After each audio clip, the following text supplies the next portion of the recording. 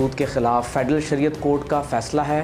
جتنے بھی سوالات ممکنہ طور پر آپ کے ذہن میں آ سکتے ہیں، تقریباً تمام ہی سوالات کے جوابات اس میں آپ کو مل جائیں۔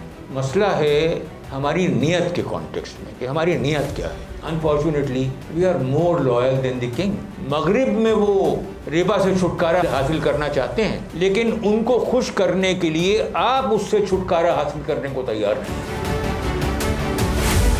میں بہت ہی ادب کے ساتھ ملتمس ہوں، ہمارے لیے بہت لائق احترام جناب محترم جسٹس وجیہ الدین احمد صاحب، آپ کا بہت اہم کردار اس لیے ہے کہ سپریم کورٹ کے سینئر جج کی حیثیت سے اپنی خدمات سر انجام دیتے رہے ہیں اور خود لاء کے پروفیسر بھی ہیں، اور خصوصی طور پر اس ججمنٹ کو روکنے میں اہم کردار ادا کیا ہے۔ آپ اپنے خیالات کا اظہار فرمائیں۔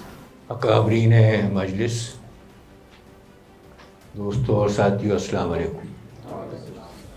ماشاءاللہ بہت اچھی باتیں سننے کو ملی، اور میں کسی بھی قسم کی شرمندگی یا شرم محسوس نہیں کرتا، یہ ایکنالج کرتے ہوئے کہ بہت ساری اچھی چیزیں اس مجلس میں میرے علم میں آئیں۔ دیکھیں، جہاں تک کہ ربا کا تعلق ہے، وہ اسلام نے پہلی مرتبہ انٹروڈیوس نہیں کیا۔ جتنے بھی ریلیجنز ہیں، رہے ہیں، ابراہمک ریلیجنز کہا جاتا ہے ان کو، سب میں ربا کی مختلف لیولز کی پروہیبیشنز آتی رہی ہیں۔ جس طریقے سے قرآن آخری کتاب ہے اور حضور صلی اللہ علیہ وسلم آخری نبی ہیں، تو لہٰذا قرآن میں جو کچھ آیا یا حدیث میں جو باتیں آئیں، وہ ان تمام چیزوں کی پرفیکشن تھی کہ جو کہ پہلے آ چکی تھی۔ اب آرڈنری کانسیپٹ ربا کا کیا تھا، انٹرسٹ کا کیا تھا؟ وہ یہ تھا کہ آپ نے کسی سے کوئی رقم کسی کو دی، اور آپ نے اس رقم کے اوپر کسی بھی قسم کی کوئی محنت نہیں کی، اور آپ نے یہ طے کیا کہ اتنی مدت کے بعد اگر یہ رقم آئے گی تو مجھے اتنے پیسے اضافی ملیں گے۔ یہ کانسیپٹ تھا، ہمیشہ سے تھا، اب بھی ہے۔ تو یہ کہنا کہ 1991 میں فیڈرل شریعت کورٹ نے یا 1999 میں شریعت applet bench of supreme court of Pakistan نے ربا کو ڈیفائن نہیں کیا، میں ایک بہت کمزور لفظ استعمال کر رہا ہوں اس کانٹیکسٹ میں، اور وہ یہ ہے کہ یہ جھوٹ ہے۔ ہر لیول کے اوپر ربا کی ڈیفینیشن بیان کی گئی ہے۔ میرے لیے تو ایک یہ بڑا پرانا سبجیکٹ ہے، 10 سال سے میں نے اس کی طرف پیچھے مڑ کے دیکھا نہیں تھا، لیکن آج کے سلسلے میں نے اپنا ججمنٹ سپریم کورٹ کا نکال کر کے دیکھا، تو وہاں مختلف ڈیفینیشنز ہم نے کوٹ کی ہیں، میں نے خود کوٹ کی، اور پھر ایک کمپریہنسو ڈیفینیشن ایوالو کی۔ اتفاق سے میں وہ کتاب لے کر کے نہیں آیا ہوں، ورنہ بتاتا میں آپ کو۔ تو یہ بات کہنا کہ ربا کو ڈیفائن نہیں کیا گیا، یہ بالکل غلط ہے۔ ہر موقع کے اوپر، ہر وقت اور ہر زمانے میں اس کی ڈیفینیشن آئی ہے۔ ہمارے ہاں پرفیکشن کہاں ہوئی؟ ہمارے ہاں پرفیکشن یہ ہوئی کہ حضور صلی اللہ علیہ وسلم نے یہ فرمایا کہ اگر آپ سونے کے مقابلے میں سونا ایکسچینج کریں، چاندی کے مقابلے میں چاندی ایکسچینج کریں، ڈیٹس کے مقابلے میں یعنی کھجور کے مقابلے میں کھجور ایکسچینج کریں، تو اس میں اضافہ آپ نہیں لے سکتے، نہ اضافہ کوئی کمپیل کر سکتا ہے۔ اب ظاہر ہے کہ سونا تو سب جگہ ایک جیسا ہوتا ہے، چاندی سب جگہ ایک جیسی ایسی ہوتی ہے، لیکن کھجور سب جگہ ایک جیسی نہیں ہوتی، اس میں کوالٹیز ہوتی ہیں۔ تو آپ نے اچھا یہ جو کانسیپٹ ہے اسے کہتے ہیں ربا الفضل، وہ دوسرا جو ہے وہ ربا النسیہ کہلاتا ہے. تو یہ پیورلی حضور صلی اللہ علیہ وسلم کی ڈیفینیشن میں ایک انوویشن تھی جو پہلے نہیں تھی. اچھا یہ بظاہر معلوم ہوتا ہے کہ بھئی یہ کیا بات ہے، سونے کے مقابلے میں سونا کوئی کیوں ایکسچینج کرے گا، چاندی کے مقابلے میں چاندی کوئی کیوں ایکسچینج کرے گا. اس میں کچھ جیسے کہتے ہیں فائنر ایلیمنٹس بھی ہیں. وہ کیا ہیں، ایک واقعہ میں آپ کو بیان کروں. حضرت معاویہ ایک جنگ میں انوالو تھے. وہاں جو اسپوائلز آف وار ہیں ان میں ایک یوٹینسل، ایک برتن ملا چاندی کا، وزنی تھا. جو لوگ پارٹیسپیٹ کر رہے تھے ان کی تنخواہیں ادا کرنے کے لیے اس برتن کو کہا گیا کہ اسے نیلام کرو اور اس کے پیسے سے وہ تنخواہیں ادا کی جائیں. اب اس برتن کی قیمت کچھ اور تھی اور اس میں جو چاندی استعمال ہوئی تھی اس کی قیمت کچھ اور تھی. ظاہر ہے چاندی کی قیمت کم ہوگی، اور جب برتن بنایا گیا اور اس میں ایکسپرٹائز آئی، وہ ایک آرٹیفیکٹ کی شکل میں آیا تو اس کی قیمت کچھ اور تھی. وہاں لوگوں نے اعتراض کیا کہ اگر آپ نے یہ برتن بیچا اور اس کے عوض جو آپ کو چاندی ملی وہ آپ نے تقسیم کی تنخواہوں کے طور کے اوپر، تو یہ حضور صلی اللہ علیہ وسلم کے احکامات کے مطابق ربا ہوگا. حضرت معاویہ نے یہ کہا کہ بھائی یہ کون سی بات ہے، ہم بھی تو حضور کے پاس تھے، ہم نے بھی تو وہ زمانہ دیکھا ہے، ہم نے تو ایسی کوئی بات نہیں سنی. لیکن لوگوں نے انسسٹ کیا اور ان کو روکا گیا اور وہ یوٹینسل جو ہے وہ فروخت نہیں ہوا. تو یہ اس طرح کی بہت ساری چیزیں ہمارے ہاں اسلام میں ہیں اور یہ ربا کی بہت مختلف مینیفیسٹیشنز ہیں. تو لہذا یہ تمام ایریا فلی اینڈ ٹوٹلی کورڈ ہے. یہ کوئی اس میں کسی قسم کا کوئی لیکونہ، کسی قسم کی کوئی جنگ کہیں پر بھی نہیں ہے. اب مسئلہ کیا ہے، مسئلہ کہاں ہے؟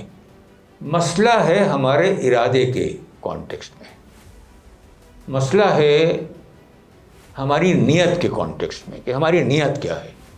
Unfortunately we are more loyal than the king. مغرب میں وہ ربا سے چھٹکارا حاصل کرنا چاہتے ہیں، لیکن ان کو خوش کرنے کے لیے آپ اس سے چھٹکارا حاصل کرنے کو تیار نہیں ہیں. ایک عرصہ دراز تک جاپان میں نہ صرف یہ کہ بینکس پیسے رکھنے کے اوپر سود نہیں دیا کرتے تھے، بلکہ پیسے اگر آپ رکھیں تو آپ کو پے کرنا پڑتا تھا سروسز کے طور کے اوپر کہ جی یہ پیسے رکھنے کی فی ہے. اس وقت بھی امریکہ میں، حالانکہ جیسے آپ کو پتہ ہے کہ موجودہ جو انفلیشن وہاں چل رہا ہے اس کی بنیاد کے اوپر انٹرسٹ ریٹس کو انہوں نے بڑھایا ہے، لیکن وہ تقریباً کوئی 3% سے اب 4 یا 4.5% یا ایسے کچھ ہوا ہے. اور آپ کے یہاں تو 14-15% کی باتیں ہو رہی ہیں. تو لہذا یہ کوئی کنٹروورشل مسائل نہیں ہے. مسئلہ جو ہے وہ نیت کا ہے کہ آپ کی نیت کیا ہے.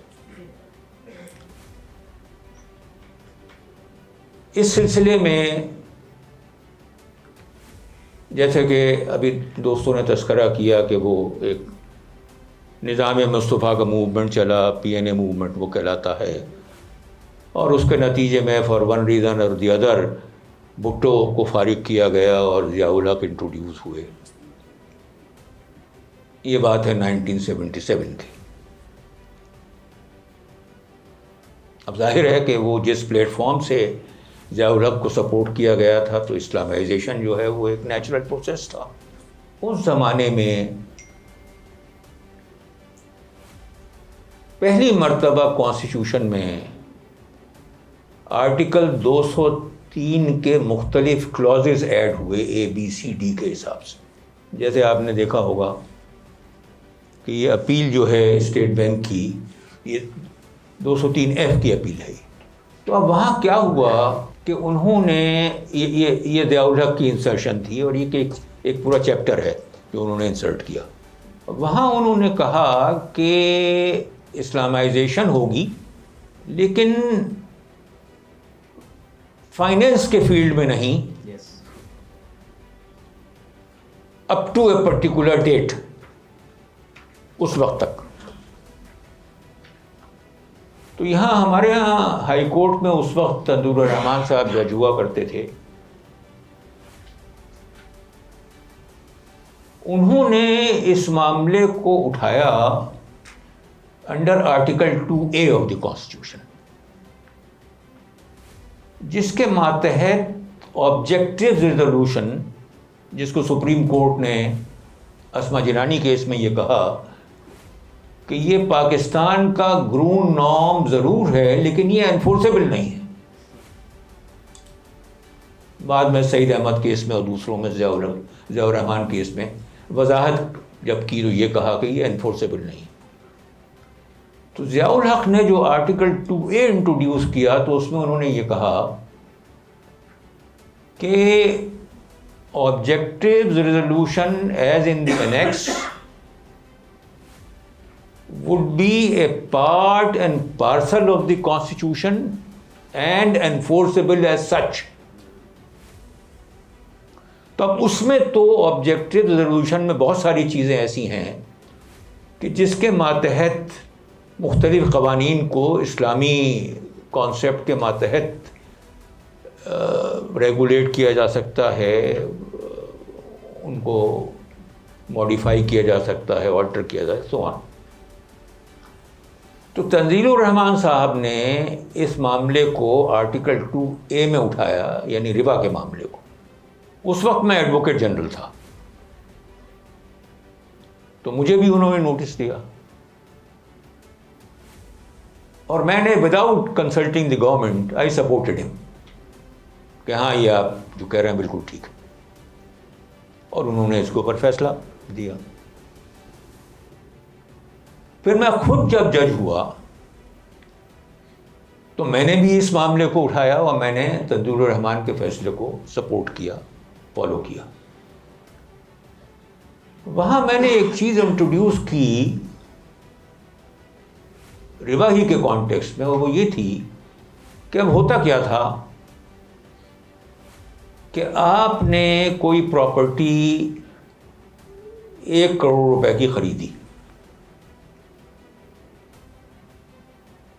اور ہمارے جیسے ممالک جو ہیں یہ انفلیشن کا مستقل شکار رہتے ہیں. اب اس پراپرٹی کے اوپر جھگڑا پڑ گیا, آپ نے پیسے دیے نہیں, اس کے معاملہ چلا گیا کورٹ میں. اب اگر وہ 10 سال کے بعد کیس کا فیصلہ ہو اور کورٹ یہ کہے کہ جی 1 کروڑ روپیہ دیا جائے اور پراپرٹی ٹرانسفر کر دی جائے, تو اتنی دیر میں تو انفلیشن وغیرہ کی بنیاد کے اوپر وہ پراپرٹی 10 کروڑ کی ہے. اب سوال یہ ہے, اچھا ناؤ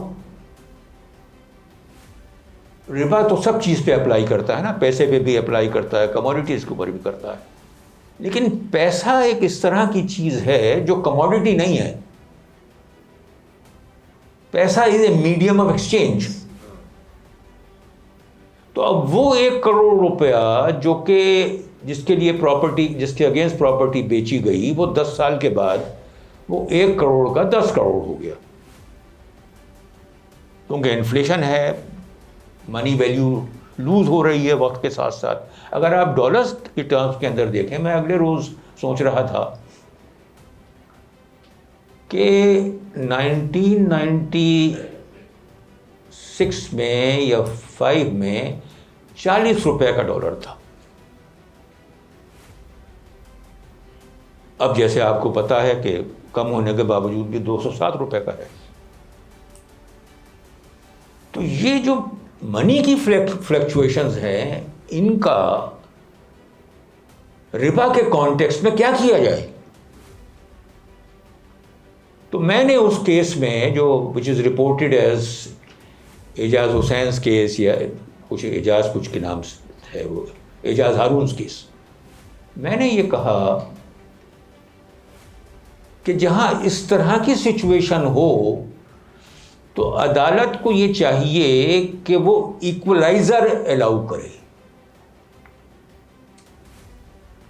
کہ جو چیز 10 سال پہلے بکی تھی 1 کروڑ روپے کی اور جس کی سبسٹینشل ویلیو اس وقت 10 کروڑ ہے، تو اگلے کو اگر آپ نے 1 کروڑ دیا تو آپ نے تو اس کا پٹھا بٹھا دیا۔ تو میں نے یہ کہا کہ جب اس طرح کے کیسوں کا فیصلہ ہو تو ایکویولنٹ ڈٹرمن کرنے کی ضرورت ہے کہ جب چیز بیچی گئی تو قیمت کیا تھی پیسے کی، اور جب ایکچولی ٹرانزیکشن ایفیکچویٹ ہوا تو اس وقت قیمت کیا تھی۔ اور اس کے لیے ہم نے اس کیس میں ایک کمشنر اپوائنٹ کیا اور ان کی ویلیویشن کے اوپر پھر وہ جو بھی اس کا ہونا تھا ہوا۔ اب یہاں پر یہ لوگ تیار بیٹھے رہتے ہیں، انفارچونیٹلی عدالتوں میں تیار بیٹھے رہتے ہیں۔ وہی کوشچن ایک اور جج نے ہائی کورٹ میں اٹھایا، اور ادھر تنزیل الرحمان کے کچھ فیصلے آئے ہوئے تھے، ادھر میرا فیصلہ آیا ہوا تھا۔ اس نے ان فیصلوں سے ڈس ایگری کیا، میں جج کا نام نہیں لوں گا۔ اب ایک پریسیڈنٹ جو ہے وہ یہ ہے کہ اگر ایک ڈویژن بینچ یا 2 ججوں کی بینچ کسی دوسری ڈویژن بینچ سے ڈس ایگری کرتی ہے تو پھر وہ معاملہ چیف جسٹس کے پاس جاتا ہے اور لارجر بینچ بنتی ہے، وہ فیصلہ کرتی ہے۔ لیکن جہاں سنگل ججز ڈس ایگری کر رہے ہوتے ہیں تو وہاں اس طرح کا کوئی پریسیڈنٹ نہیں ہے، وہ ڈس ایگری کر سکتے ہیں۔ تو ان حضرت نے کیا کیا، انہوں نے یہ کہا کہ ہاں جی وہ انفورسیبل تو ہو گئی ہے آبجیکٹو ریزولوشن، لیکن کچھ لاز ایگزیکیوٹری لاز ہوتے ہیں، کچھ ایگزیکیوٹڈ لاز ہوتے ہیں، تو یہ ایگزیکیوٹری لاز میں سے ہے، اس کو انفورس نہیں کر سکتے۔ بات ختم ہو گئی۔ اب ہم ان دی مین ٹائم سپریم کورٹ چلے گئے، وہاں پر اتفاق سے شریعت اپیلیٹ کورٹ کے اندر آئی واز اے ممبر ان 1999۔ تو آپ یہ دیکھیے کہ فیڈرل شریعت کورٹ کا فیصلہ آیا ہے 1991 میں، اور یہ شریعت اپیلیٹ بینچ جو سپریم کورٹ آف پاکستان کی تھی وہاں پر یہ کیس لگا ہے 1999 میں۔ اس کے بہت ساری وجوہات تھیں۔ ایک وجہ یہ تھی کہ علماء ججی حکومت اپوائنٹ نہیں کر رہی تھی، اس کی کانسٹیٹیوشن اس طرح کی ہوتی ہے شریعت اپیلیٹ بینچ کی کہ وہاں پر 3 سپریم کورٹ کے جج ہوتے ہیں اور 2 علماء ہوتے ہیں۔ تو حکومت کا کام یہ ہے کہ وہ ایڈ ہاک ججز کے طور کے اوپر علماء کو نامینیٹ کرے، وہ نامینیٹ ہی نہیں کر رہی تھی، اور بھی وجوہات رہی ہوں گی، وہ کیس لگا نہیں۔ خیر بہرحال وہ لگا، ہم اتفاق سے وہاں تھے۔ اس وقت میاں نواز شریف کی حکومت تھی، اور اتفاق سے جو پریزائڈنگ جج تھے بینچ کے خلیل الرحمان خان، ان کی بڑی قربت تھی نواز شریف سے۔ ٹارا کے وہ بڑے دوست تھے، ٹارا جیسے آپ کو پتا ہے پریزیڈنٹ رہ چکے تھے۔ اب وہاں مختلف قباتیں اپیلیٹ بینچ میں چل رہی تھیں، اور اس میں سب سے بڑا کام یہ ہوا کہ اٹارنی جنرل باوجود نوٹسز کے آیا ہی نہیں۔ اس وقت کا اٹارنی جنرل باوجود notices one after the other notices did not appear, اور اسی وقت ہم نے یہ محسوس کیا کہ یہ کچھ اس کیس کے اندر لیکونہ چھوڑنا چاہتے ہیں کہ جی اٹارنی جنرل کو سنا ہی نہیں، اور معاملے کو یہ اس طریقے سے کسی اسٹیج پہ ری اوپن کرنا چاہیں گے۔ بہرحال ان کو پوری اپارچونیٹی دی اور پھر وہ آرڈر ریزرو ہو گیا۔ یہ بات ہے 1999 کی۔ غالباً جولائی میں سپریم کورٹ چھٹی پہ جاتی ہے، جون کے آخر میں ہم نے سن کر کے آرڈر ریزرو کیا۔ دوسری چیز جو ہے وہ یہ ہے کہ جب اس طرح کے کیسز ہوتے ہیں، اتنے سینسٹیو کیسز ہوتے ہیں، اور کیس کو نیچے کورٹ میں واپس کیا جاتا ہے تو ایپلیٹ کورٹ ڈائریکٹ کرتی ہے کہ آپ نے یہ کیس 3 مہینے میں فیصلہ کرنا ہے، 6 مہینے میں کرنا ہے، یا سال میں کرنا ہے۔ وہ آپ نے نہیں کیا۔ یہ حرکت آپ نے جو کی وہ 2002 میں کی۔ اب وہاں پر ایک چیف جسٹس آیا فیڈرل شریعت کورٹ کا، دوسرا آیا، ججز آئے، پتہ نہیں کتنی نفریاں وہاں پر آئیں اور کتنی نفریاں گئیں، کتنوں نے اپنے ضمیر کالے کیے، کسی نے فیصلہ نہیں کیا۔ بھائی 20 سال گزار دیے، 2002 سے 2022 کر دیا، اب یہ فیصلہ ہے، حالانکہ اس میں فیصلہ کرنے کو کچھ تھا ہی نہیں۔ پچھلی فیڈرل شریعت کورٹ کا فیصلہ موجود تھا، سپریم کورٹ کی شریعت ایپلیٹ بینچ کا فیصلہ موجود تھا، خلیل الرحمان کا ڈیٹیل فیصلہ موجود تھا، تقی عثمانی کا ڈیٹیل فیصلہ موجود تھا، میرا فیصلہ موجود تھا۔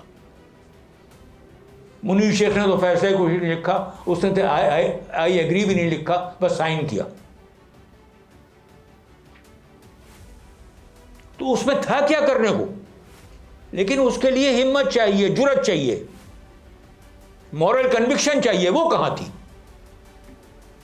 وہ تو تھی نہیں۔ 22 سال گزار دیے، اب یہ فیصلہ آیا۔ تو میں جو عرض کرنا چاہ رہا ہوں وہ یہ ہے، اچھا کچھ چیزیں ایسی ہیں جو جس وقت انسان سوچتا ہے تو ہل کے رہ جاتا ہے۔ اسی زمانے میں پرویز مشرف نے ان معتمد جج صاحبان کو خوش کرنے کے لیے سپریم کورٹ کے ججز کی ریٹائرمنٹ ایج کو 65 سے 68 کر دیا۔ اب اس میں وہ 3 ججز بھی شامل تھے جنہوں نے ہمارے فیصلے کو ریویو کیا تھا، شیخ ریاض،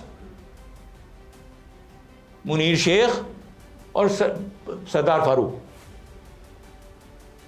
ان کے ساتھ کیا ہوا؟ جس وقت کہ نئی حکومت بنی، الیکٹڈ پارلیمنٹ گئی، انہوں نے سب سے پہلے یہ کہا کہ ہم جو یہ آپ کی 8ویں ترمیم ہے اس میں سے یہ شقیں نکالیں گے، اور یہ جو 65 سے 68 کی شق ہے یہ بھی نکالیں گے۔ جب وہ شق نکلی اور سپریم کورٹ کے ججز کی ریٹائرمنٹ ایج 68 سے 65 واپس ہوئی تو یہ 3 آدمی بیک جنبش قلم ریٹائر ہو گئے۔ All these 3 persons۔ یہ ہے قانون قدرت۔ کبھی آپ نے سنا ہے کہ شریعت ایپلیٹ بینچ کا وہ فیصلے دینے والے لوگ جنہوں نے پرانے فیصلے کو ریکال کیا وہ ایسے اچانک ایک ہی روز ریٹائر ہوئے؟ تو میں نے کہا یہ وہ جو ہندو کہتے ہیں نا اسے کرما، یہ ہے انسان کے کرم، اپنے کام جس کو بھگتنا پڑتا ہے۔ بہرحال اب یہ فیصلہ جیسے کہ آپ کو پتہ ہے آ گیا ہے۔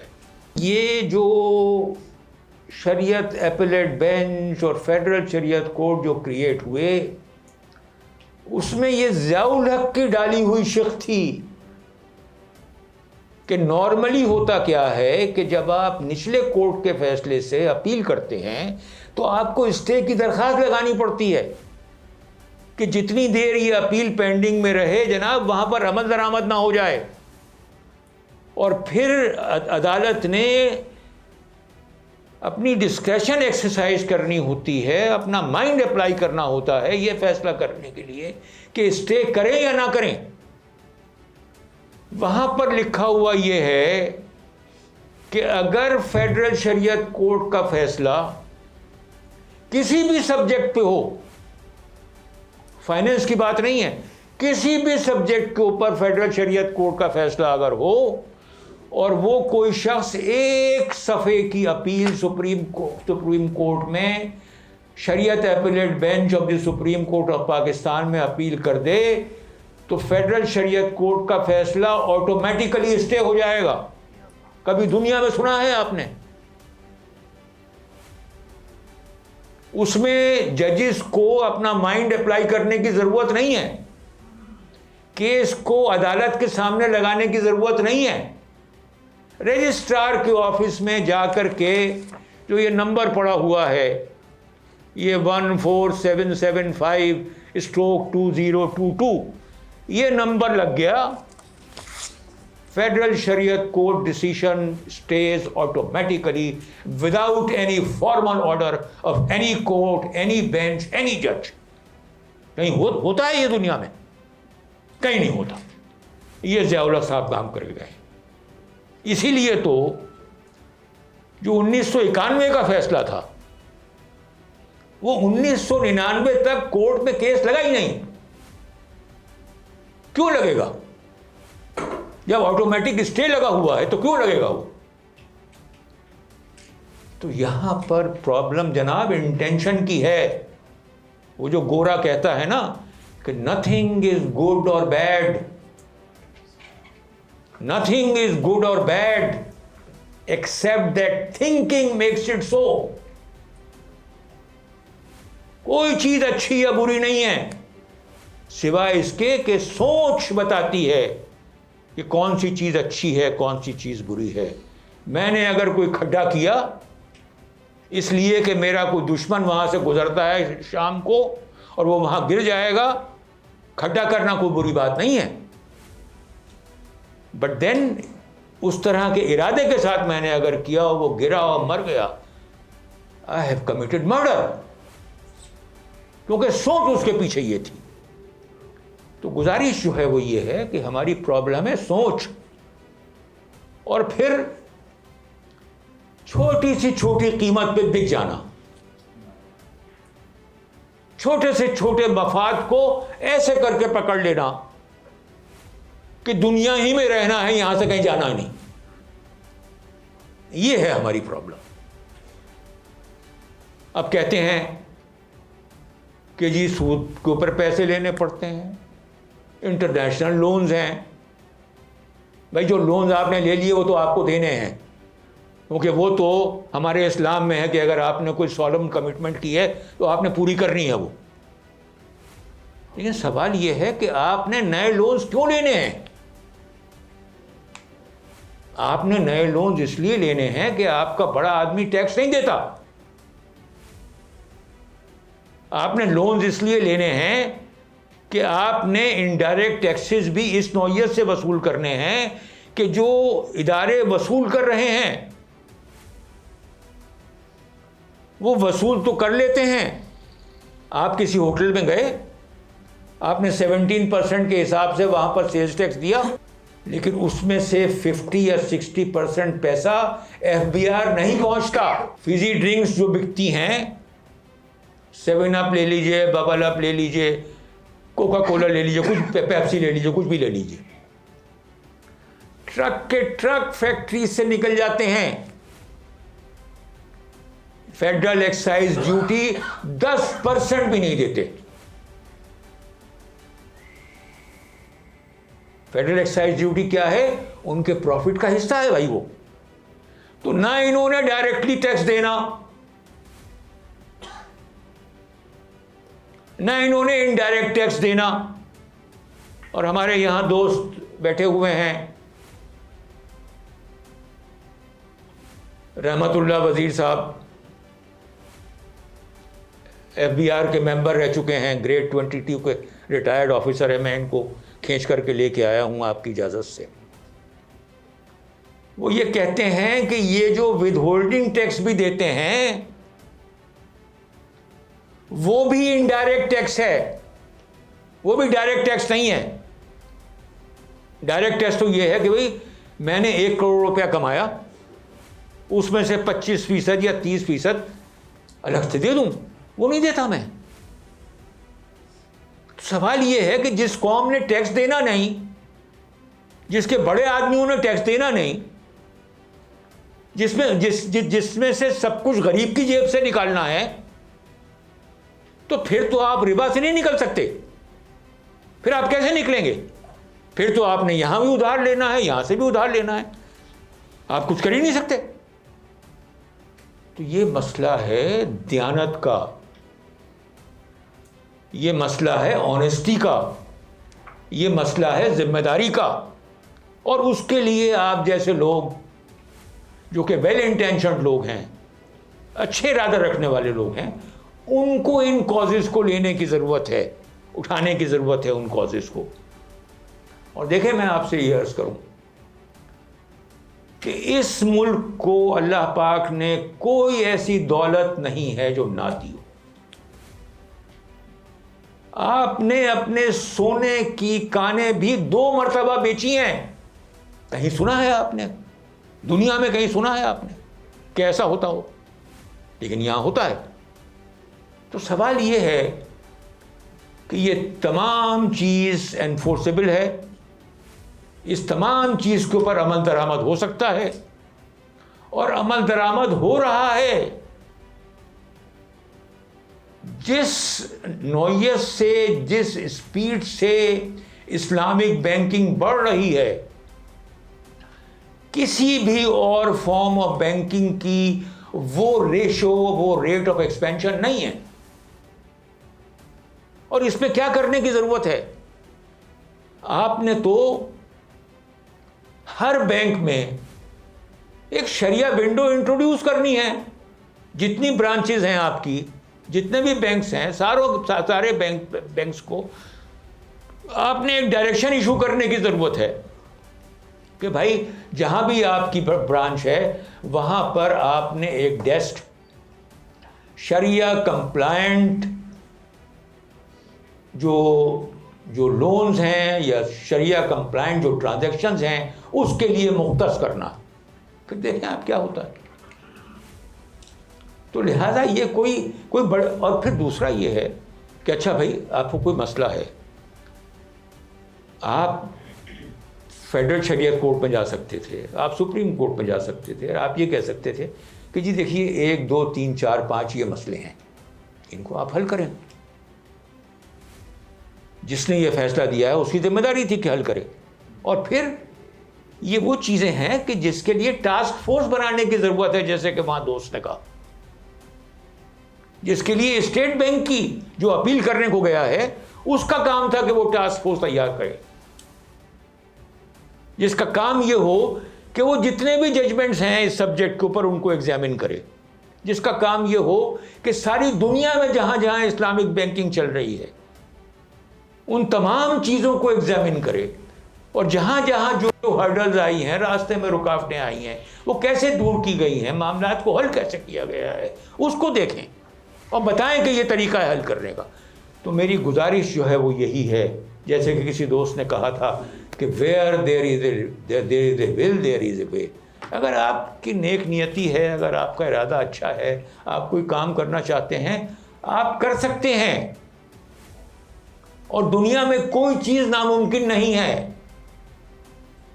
لیکن اگر آپ کا ارادہ نہیں ہے تو آپ تو ایک قدم بھی نہیں اٹھا سکتے. تو لہذا یہ فیصلے اپنی جگہ سارے درست ہیں. یہ فیصلے کوئی انوویشنز نہیں ہیں، یہ فیصلے کوئی انوینشنز نہیں ہیں. یہ for hundreds of years, now even for thousands of years یہ قوانین موجود ہیں. یہ جوڈائزم میں موجود ہیں، یہ کرسچینٹی میں موجود ہیں، یہ اسلام میں موجود ہیں، اور یہ ماڈرن جو ہماری آج کل جورسپروڈنس ہے اس میں موجود ہے. صرف بات کیا ہے؟ بات یہ ہے کہ ہم اس کو اپلائی نہیں کرنا چاہتے. اگر ہم اس کو اپلائی کرنا چاہیں تو مسئلہ ہی کوئی نہیں ہے. تو لہٰذا ود دیز ورڈس میں آپ سے اجازت چاہوں گا، اور میں آپ کو یہ بتا دوں کہ اس میں کوئی جورسٹک پرابلم نہیں ہے، اس میں کوئی پریکٹیکل پرابلم نہیں ہے. اس میں پرابلم اگر ہے تو ہمارے دماغوں میں ہے، ہماری اپنی پرابلمس ہے. بہت شکریہ آپ کا. بہت شکریہ جسٹس وجیہ الدین صاحب نے جس خوبصورتی کے ساتھ آپ نے سر اس کو کنکلوڈ کیا ہے. میں سمجھتا ہوں کہ یہاں مختلف جامعات کے اساتذہ ہیں، یہاں ریسرچ اسکالرز ہیں، مختلف مدارس کے علماء ہیں. تو آپ کی گفتگو سے بہت تقویت ملی ہے اور سوچنے سمجھنے کے بہت سے نئے زاویے ہمارے سامنے آئے ہیں. میں صرف 2 سے 3 گزارشات کر کے میں اپنی بات کو، ہم آج کے سیشن کو ختم کر رہے ہیں. یہ میرے سامنے فیڈرل شریعت کورٹ کا فیصلہ ہے، سود کے خلاف وفاقی شرعی عدالت کا فیصلہ. یہ فیڈرل شریعت کورٹ کی ویب سائٹ کے اوپر بھی اویلیبل ہے. تو میری گزارش یہ ہوگی کہ یہاں جتنے بھی حاضرین ہیں وہ فیڈرل شریعت کورٹ کی ویب سائٹ پر جائیں اور اس فیصلے کو آپ ڈاؤن لوڈ کریں، اس کا پرنٹ لیں، اس کو پڑھنے کی کوشش کریں. جتنے بھی سوالات ممکنہ طور پر آپ کے ذہن میں آ سکتے ہیں، تقریباً تمام ہی سوالات کے جوابات اس میں آپ کو مل جائیں گے. دوسرا، یہ 1980 کی اسلامی نظریاتی کونسل کی رپورٹ ہے بلا سود بینکاری. اس کا ترجمہ انگریزی میں بھی ہے، عربی میں بھی ہے، اور تقریباً بہت بڑے پیمانے پر جو ماہرین معاشیات ہیں، ماہرین بینکاری ہیں، علماء ہیں، تو 15 رکنی پینل نے مل کر یہ پوری ایک رپورٹ مرتب کی ہے، اور ظاہر ہے کہ ایک مضبوط اور ایک مبسوط رپورٹ ہے. آپ اس کو بھی پیش نظر رکھیں تاکہ یہ خصوصی طور پر معلومات کے حوالے سے اس میں ہماری بے پناہ اضافہ ہوگا. تیسری اس پہ اہم بات یہ ہے کہ وزیر اعظم پاکستان کی طرف ڈاکٹر قبلہ ایاز جو چیئرمین ہیں اسلامی نظریاتی کونسل کے، انہوں نے خط بھی لکھا ہے، اور اس حوالے سے بار بار یہ سفارش ہماری طرف سے پیش بھی کی گئی ہے کہ ملک سے سود کا خاتمہ، یہ جو اس کا عدالتی جو فیصلہ آیا ہے یہ بہت خوشائند ہے، اور حکومت پاکستان اس پر عمل درآمد یقینی بنائے. اس حوالے سے نئی قانون سازی اور متعلقہ قوانین میں ترامیم کے لیے اسلامی نظریاتی کونسل معاونت کے لیے تیار ہے، اور حکومت پاکستان وفاقی شرعی عدالت کے فیصلے پر عمل درآمد کے لیے شریعت، قانون، معیشت کے ماہرین پر مشتمل ایک ٹاسک فورس تشکیل دے جو سود سے متعلق فیڈرل شریعت کورٹ کے حالیہ فیصلے پر عمل درآمد کی راہ ہموار کرنے کے لیے سفارشات مرتب کرے. اس میں میں گزارش کروں گا کہ کیونکہ یہاں مختلف مکاتب فکر کے اور مختلف اداروں کے لوگ تشریف فرما ہیں، اگر اگلا مرحلہ یہ ہو سکتا ہے کہ گلیوں میں روڈز پر فیصلے کرنے کے بجائے اور اس پر باقاعدہ احتجاج کرنے کے بجائے اگر ہمارے پاکستان کے جتنے بڑے مشائخ ہیں، گدی نشین ہیں، بڑے اکابر علماء ہیں، وہ ان لوگوں سے جا کر ملاقات کریں کہ جن کے ارادوں کی وجہ سے نظام حکومت میں تبدیلیاں آتی ہیں، تو یقینی طور پر کہیں نہ کہیں کسی نہ کسی پیمانے پر آپ کوئی مثبت کردار ادا کرنے میں اپنا آپ رول اس میں پلے کر سکتے ہیں. قرآن مجید میں اللہ تعالیٰ نے ربا سے متعلق بہت تفصیل کے ساتھ بہت کچھ بیان کیا ہے. بہت سی آیات کے حوالہ جات آپ کو اس میں بھی ملیں گے. بائبل کا بار بار ذکر ہوا، قرآن مجید میں بھی ہے کہ وَأَخْذِهِمُ الرِّبَا، یہود پر جو اللہ کی لعنت پڑی ہے اس کی ایک وجہ یہ بھی ہے کہ وہ ربا لیا کرتے تھے. فرمایا وَقَدْ نُهُوا عَنْهُ، جبکہ ربا کے لین دین سے اللہ تبارک و تعالی نے یہود کو منع کر دیا تھا. وَأَكْلِهِمْ أَمْوَالَ النَّاسِ بِالْبَاطِلِ، اور اللہ تعالیٰ نے باطل طریقے سے لوگوں کا مال کھانے سے یہود کو بھی منع کیا تھا. پھر آپ یہ دیکھیے کہ سورۃ البقرہ کی جو آیات ہیں 275 سے آپ بالکل آخری رکوع تک آپ پڑھتے چلے جائیں تو یہاں جہاں اللہ رب کریم نے فرمایا کہ فَإِن لَمْ تَفْعَلُوا، پاکستان اس وقت شدید ترین معاشی کرائسس میں ہے، اور اس کے باوجود اگر ہم اللہ اور اس کے رسول کے خلاف نعوذ باللہ من ذالک ایک اعلان جنگ کرتے ہیں تو اللہ فرماتا ہے کہ فَإِن لَمْ تَفْعَلُوا، اگر تم نے ایسا نہ کیا تو فَأْذَنُوا بِحَرْبٍ مِّنَ اللَّهِ وَرَسُولِهِ وَإِن تُبْتُمْ فَلَكُمْ رُؤُوسُ أَمْوَالِكُمْ. یہ ڈیفینیشن طے ہو گئی کہ پرنسپل اماؤنٹ تمہارا ہے، اس پر جو کچھ آپ اضافی چیز ڈیمانڈ کرتے چلے جا رہے ہیں وہ ظاہر ہے کہ وہ ربا کی ڈیفینیشن میں ہے. اور ربا کی حرمت کے لیے اور ربا سے روکنے کے لیے ہمیں کسی کورٹ کے فیصلے کی ضرورت نہیں، چاہے وہ سپریم کورٹ ہو، وہ فیڈرل شریعت کورٹ ہو. ربا کی حرمت کے لیے ہمیں کسی کورٹ کے فیصلے کی ضرورت نہیں ہے، کیونکہ اللہ نے فرما دیا احل اللہ البیع وحرم الربا. اور حضور علیہ السلام نے قرآن میں خود اللہ نے فرمایا کہ یا ایھا الذین آمنوا اتقوا اللہ وذروا ما بقی من الربا ان کنتم مؤمنین. تو اس کے لیے ایمان چاہیے، تو لہٰذا ضرورت اس امر کی ہے کہ ہم ربا کی حرمت کو اپنے قلب و ذہن میں ہم جاگزیں کریں. ایک مسلمان ہونے کے ناطے ہمیں ظاہر ہے کہ اللہ اس کے رسول علیہ السلام کا فیصلہ ہمارے لیے کافی ہے. اور قرآن میں اللہ نے فرمایا کہ فلا وربک، کفار کے اعتراضات کو رد کر کے فرمایا یا رسول اللہ مجھے آپ کا رب ہونے کی قسم، لا یؤمنون حتی یحکموک فیما شجر بینہم ثم لا یجدوا فی انفسہم حرجا مما قضیت ویسلموا تسلیما. آپ ایک لوور کورٹ کا فیصلہ ہائی کورٹ میں جا کر چیلنج کر دیتے ہیں، لیکن اگر بارگاہ مصطفیٰ سے کوئی فیصلہ ہوا ہے اسے دنیا کی کسی عدالت میں چیلنج نہیں کیا جا سکتا. تو ہمارے ہاں جب بنیادی طور پر یہ فیصلہ قرآن و سنت میں ہو گیا تو اب ہمیں حلت اور حرمت ہمارا ڈومین نہیں. جو حلال و حرام منصوص علیہ مسائل ہوتے ہیں یہ مجتہد فی نہیں ہوتے، اس میں آپ اجتہاد نہیں کر سکتے. تو ہمیں تو اس پر عمل کرنا ہوتا ہے. اس پر عمل کی صورت کیا ہو سکتی ہے، ہمیں اس میں غور و فکر کرنا چاہیے. فیڈرل شریعت کورٹ کے اس فیصلے میں डॉक्टर वहबत उज़-ज़ुहैली और शेख उमर इब्राहिम वदीलो जैसी शख्सियात ने भी बैनुल अक़वामी सतह पर अपनी रिसर्च से मदद की है। पाकिस्तान के जय्यद उलमा इसमें शामिल थे। तो ये बिल्कुल दुरुस्त बात है कि किसी किस्म की कोई कन्फ्यूजन इस एतबार से नहीं है। अल्लाह ताला ने रिबा के मुकाबले में तिजारत, ज़कात और सदका को बयान किया है। मुसलमानों का मसला ये नहीं है कि हमारे पास अल-इल्म नहीं है, हमारा मसला ये नहीं है कि हमने दीन की सही ताबीर नहीं की, हमारा मसला सिर्फ एक है और वो ये है कि हमने मोहम्मद रसूलुल्लाह की इताअत नहीं की सल्लल्लाहु अलैहि वसल्लम। अपने गुफ्तगू को हम यहाँ पर मुकम्मल कर रहे हैं कि इस वक्त पाकिस्तान में अक़ीदा ख़त्म नबूवत के बाद, नामूस रिसालत के बाद सबसे बड़ा मसला ये रिबा का मसला है। पाकिस्तान के जितने असहाब ईमान हैं वो किसी भी इदारे में हो सकते हैं, उन्हें चाहिए कि वो अपना सब कुछ पाकिस्तान के इस निज़ाम को ला रिबाई करने के लिए अपना किरदार अदा करें। और ये बात जहन में रहे कि बैंकिंग सिस्टम कुल मुआशी निज़ाम नहीं है। हम बाज़ औक़ात ये समझ रहे होते हैं कि इस्लामिक बैंकिंग कुल इस्लाम का मुआशी निज़ाम है, तो ऐसा हरगिज़ नहीं है। इस्लामिक बैंकिंग ज़ाहिर है कि वो सिर्फ मालियाती उन मसलों को देखने के लिए तो हो सकता है कि जिनका ताल्लुक सिर्फ बैंकिंग सेक्टर से है, लेकिन वो कुल मुआशी निज़ाम नहीं होता। और हमारे यहाँ कुछ ऐसे अहले इल्म भी हैं कि जो इस्लामिक बैंकिंग को कुल कैपिटलिज्म के निज़ाम के तहत देखते हैं, और उनकी राय यह है कि क्योंकि ये तमाम का तमाम निज़ाम फ्रैक्शनल रिजर्व बैंकिंग पर मबनी है, ये एक फेक और फाइक मनी और पेपर करेंसी पर मबनी है, लिहाजा वो उस इस्लामिक मॉनेटरी सिस्टम की बात करते हैं जो सिल्वर और गोल्ड, दिरहम और दिनार के निज़ाम पर गुज़िश्ता 100 साल पहले तक भी सल्तनत उस्मानिया के निज़ाम में नाफिजुल अमल था।